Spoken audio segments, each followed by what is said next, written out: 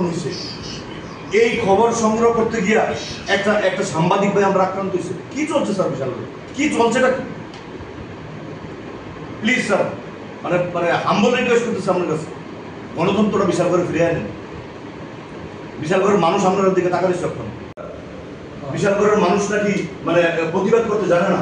আসলে কি আমরা স্যার প্রতিবাদ করতে জানি না? আমরা কি তাদের কাছে ব্যর্থ না পুলিশ প্রশাসন ব্যর্থ?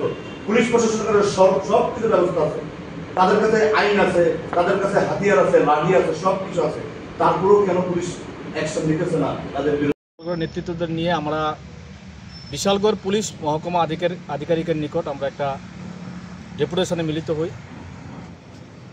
ঘটনা হচ্ছে, গতকালকে রাত্রে আমরা শুনতে পাই যে বিশালগড়ের একজন সুপরিচিত এবং সকলের প্রিয় একজন শিক্ষক, ওনার উপর প্রাণঘাতী হামলা হয়। আজকে বিশালগড়ের পরিস্থিতি এরকম জায়গায় গিয়ে ঠেকেছে, এই এলাকার শিক্ষকরা পর্যন্ত তার ন্যূনতম সম্মানটুকু পাচ্ছেন না, বরঞ্চ তাদের উপর আক্রমণ হানছে এই এলাকার কিছু সমাজদ্রোহীরা।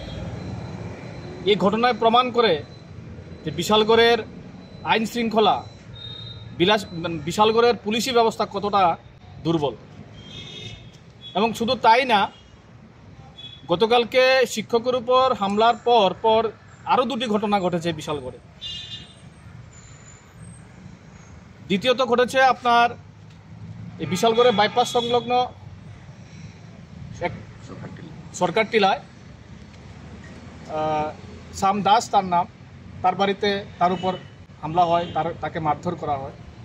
পরবর্তী সময়ে মানে যেটা অপ্রত্যাশিত, সবগুলোই অপ্রত্যাশিত, এবং আপনারা যারা সাংবাদিক বন্ধুরা, আপনারা সাংবাদিকতা করার জন্য আপনারা রিপোর্ট কালেকশন করেন সমাজে, সেটাকে মানে সমাজের মানুষের কাছে পৌঁছে দেওয়ার জন্য, সেই আপনাদের সাংবাদিকরাও কালকে রাত্রে আক্রান্ত হয়েছে এই বিশালগড় হসপিটালে।